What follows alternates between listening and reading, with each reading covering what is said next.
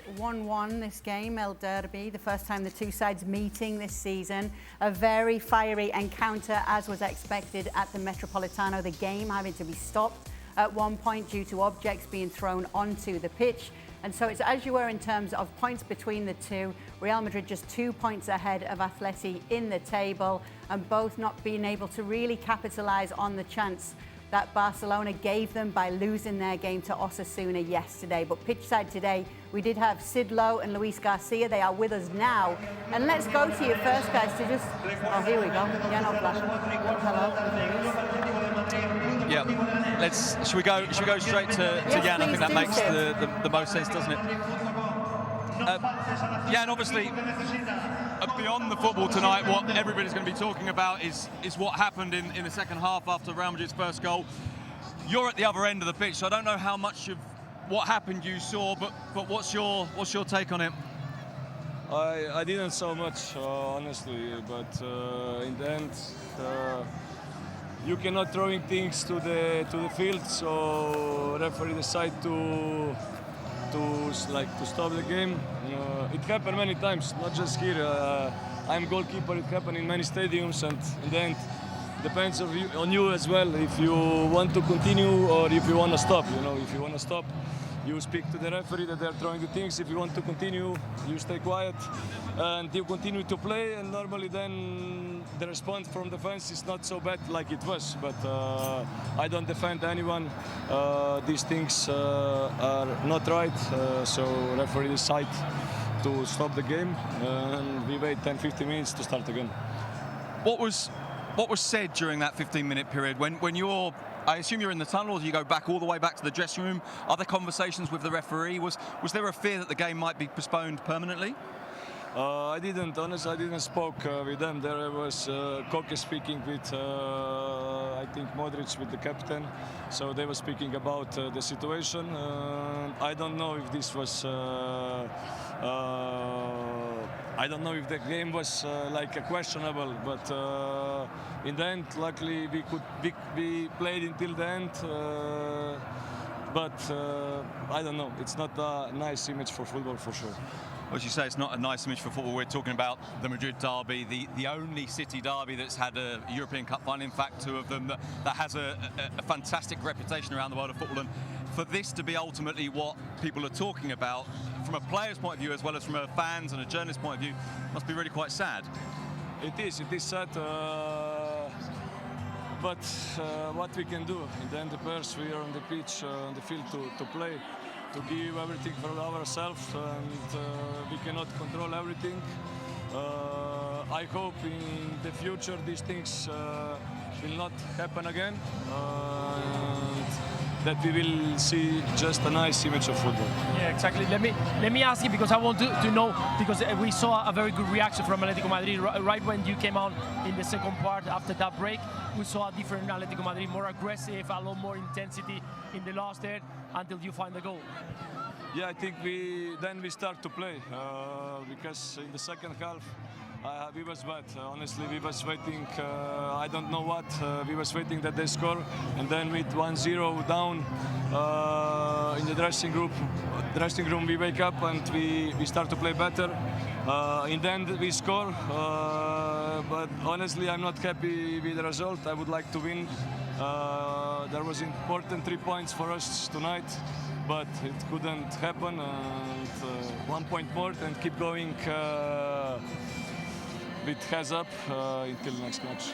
And as you say, the performance wasn't good in the first half. It took a while. This is something that's happened a few times this season. Is there an explanation for it? Why does it seem to take a while for Atletico to get going in games? It would be good that we would have the explanation, because we would resolve this problem. But I think we didn't find the answer yet. I don't know why it's like that. I don't know why our first halves are normally bad. We need to improve on that, because if we don't improve, if we don't start better, it's going to be difficult to be in the race for La Liga. The good news, of course, is you're scoring a lot of late goals. You scored very late against Athletic. You scored very late in midweek against Celta de Vigo. You scored late as well in the Champions League and again tonight. And it almost always seems to be Angel Correa. Yeah, Angel is our Angel, no? So I'm really happy for him because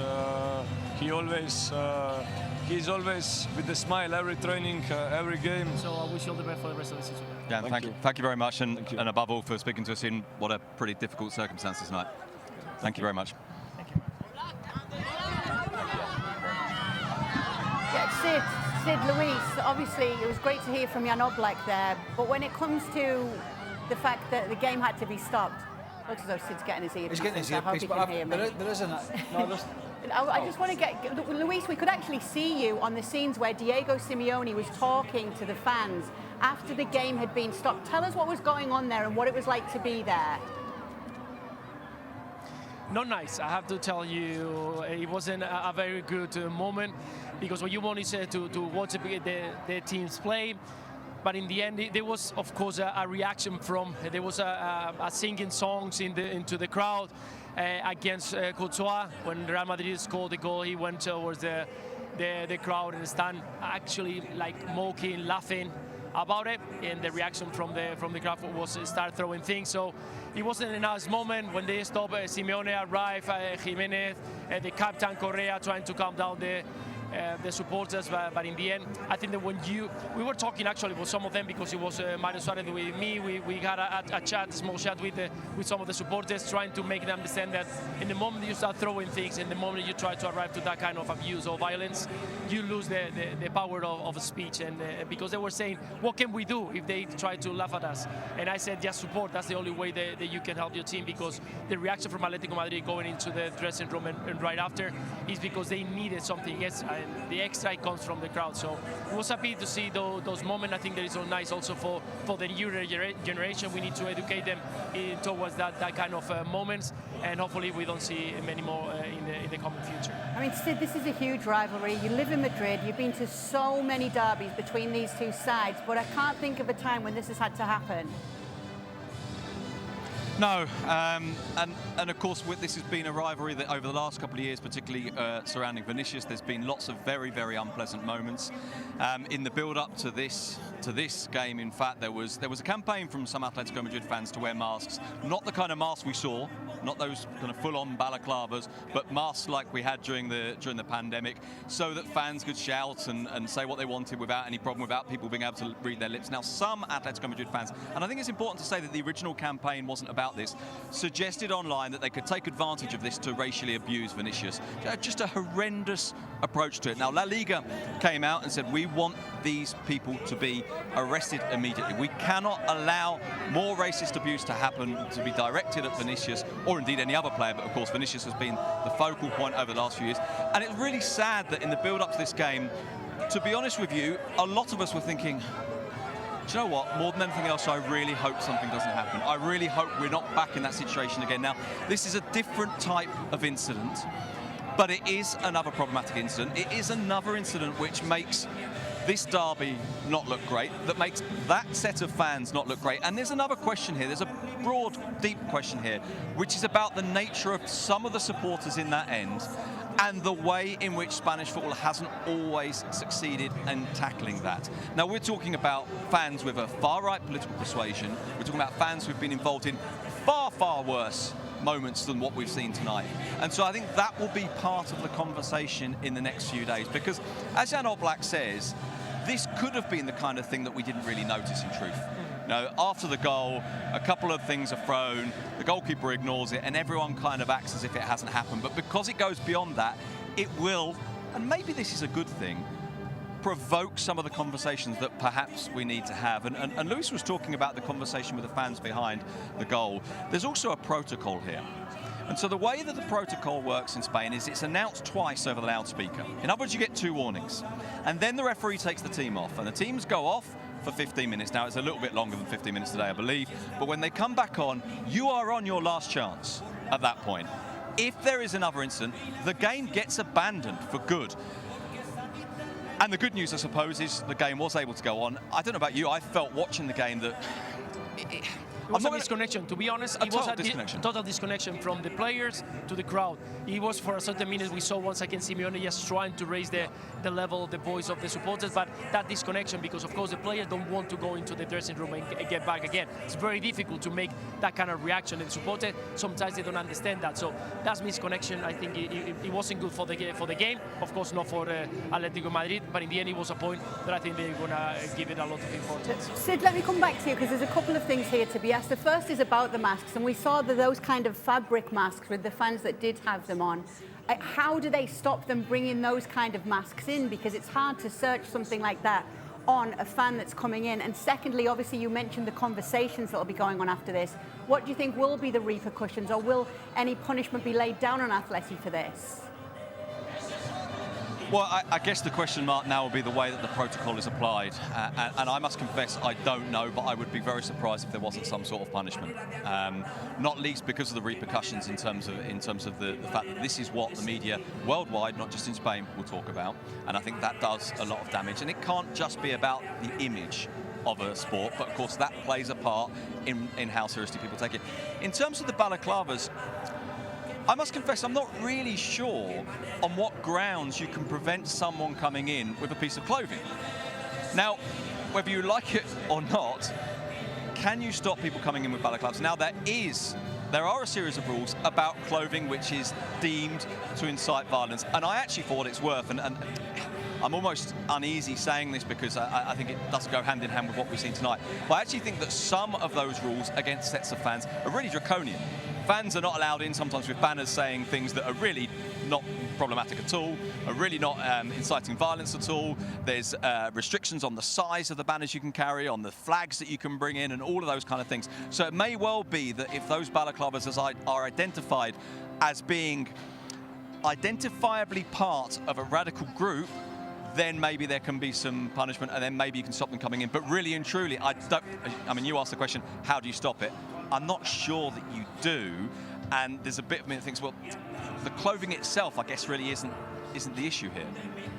Okay. I mean, it is hard to look past everything that happened in this game, Craig, but overall, when we've been able to talk about how Atleti did come out after that break in action as well, what did you make of the derby, minus that Horrendous. part of it? Horrendous. Atletico Madrid can be expansive when they want to be, and extremely dull when they need to be, or want to be, and often are. And Jan Oblak was asked, before we went on to the discussion about the morons, was asked about why the slow starts in a lot of games, not just this season, but before. 2 words, Diego Simeone. Ali and I talked about the setup. Griezmann, Julian Alvarez, big signing, going to be the star player. Up with Sorloth, three strikers, everybody behind the ball, pretty much. Alvarez on the left, isolated, Sorloth up front, Griezmann dropping back in, giving Real Madrid a free pass to just get possession. And every time, and by the way, Simeone will justify this. His justification will be, we got a point. I didn't want to give them space. We see this from Atleti a lot. When they have to make 4 and 5 changes because they're behind, and they become, dare I say it, quite exciting and expansive. But it usually takes something like a goal or two from the up possession to give them a bit up the backside. That's the manager. It's very, very frustrating. They spent millions in the summer.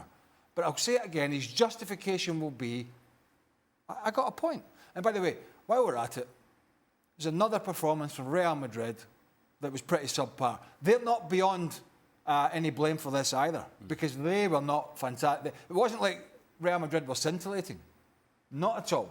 So this was a poor derby. This was a poor showing for La Liga on the field and off the field. Let's be quite honest about that. Let's not fudge it. Let's not try and say, this was not a good look, not a good football match, and not a good look off the field. I'll take it a step further. It was embarrassing on many levels, both on the field and off the field. While I agree that Real Madrid were not great, it wasn't their responsibility, really, to carry on the momentum of this game. It was on the home team, and that is Atletico Madrid. And as we were discussing in pregame, given the personnel that was available, we thought maybe, just maybe this is the time that Atletico Madrid goes and attacks Real Madrid. And why was I excited about that? Because we have seen it before, going back to last year in this very same fixture. For the first 20, 25 minutes of that match, last season, Atletico Madrid were in the faces of Real Madrid and we're winning every second ball. We're winning every duel. We're swinging the ball into the box. We're scoring goals. That was the approach that they took at home last season, and it worked. And so I thought, it's going to be a follow-up to that. Instead, they decide to take a step back, and it isn't until, to your point, Craig, it isn't until they're desperate that now you see Atletico Madrid taking a step forward. My question forever to Diego Simeone would be, if you're capable of doing this over the last 20 minutes, why not do it over the first 20 minutes? The concern coming into this match was the fitness level of Atletico Madrid because they played on Thursday.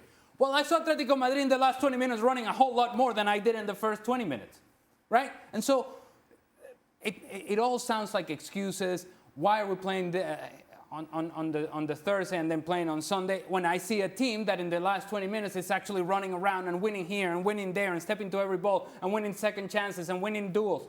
You're doing that over the last 20 minutes because you're capable of doing it from the very beginning of the match. It just takes not only a kick in the backside, I just think it takes desperation. And that's when Diego Simeone, once he gets desperate, that's when he gets ambitious. For the most part, his nature is to be conservative. As for Real Madrid, Shaka, it couldn't have been a worse fixture to have when you've got the chance to make points up on Barcelona after Barcelona dropped the ball yesterday. You then have to go to the Metropolitano to face Atleti. Yeah, in a derby, in a game that you know what you're going to get out of Atletico Madrid and Diego Simeone, and it's a tough ask. But you could have spun that in another way. You get a result here, not only in terms of closing the gap significantly on Barcelona, given their stumbles, but against who you believe will be a top three rival. I know Atleti finished fourth last season, but certainly they'll be short favourites to at least finish in the top three again this term. And it just, for all the disappointments that we've seen from Real Madrid, and they've been trying to figure out this front three, front four, I think they started to make some progress in that. Yes, Mbappe's out, but you get a victory here. I think it feels like a whole lot more than the 3 points. And to Craig's point, Craig and Ali's point, Real Madrid were again not great. On one hand, maybe they didn't have to be because they had a lead up until late in this game, but they did not sparkle in a way I expected them to, that we saw last season when they didn't have to figure out fitting Mbappe in. And as a result, Atletico Madrid just kind of stayed in the game. And we've seen Atleti do this. Be second, we saw them do this on Thursday. Be second best all game long, yet somehow pop up with a goal late on. Just to change the complexion of how this game feels. And for both, I think it's hugely disappointing. In while you take a point, just the 90 minutes, 110 minutes, whatever it was disappointing overall. Let's get back to our boys' pitch side, because obviously most of the talk has been on that stop in play, but it would be great to get your thoughts on what you saw, Sid and Luis, and obviously what it means, what your biggest takeaways were from the latest derby. In footballing terms, not a huge amount. I mean, we come back to a little bit what we were asking Jan Oblak, that idea of the fact that Atletico Madrid have struggled to start games well, that they found a way through. Now, I was watching the game in midweek against Celta Vigo and thinking the thing that will stop Atletico Madrid competing for the title isn't going to be the defeats, it's going to be the draws. Now, in the end, obviously in the Vigo game, that thought was proven wrong because they did get a late goal, just as they got a late goal against Athletic, just as they got a late goal tonight.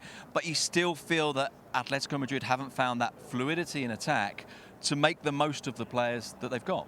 Yeah, definitely. And sometimes we think that because they got so much talent, in the end they will find a way of scoring a goal. And they finally normally find it. The same like Real Madrid. They come here, they look at each other the first 45 saying, okay, you're going to attack me? No, I'm not going to attack you. You're going to attack me. No, you're going to attack me. And for 45 minutes, we've been seeing, like a handball game. The ball going to one side and the other side, but no any chance of trying to aggression to the other team or kind of creating something.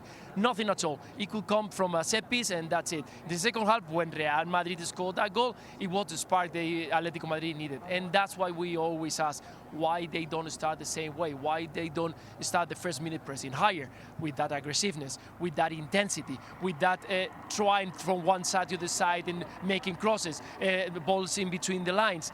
Why they don't start like this? And some games they will find a way of scoring the goal and maybe get something, 3 points or a point, something like that. But in some others, they're gonna get short.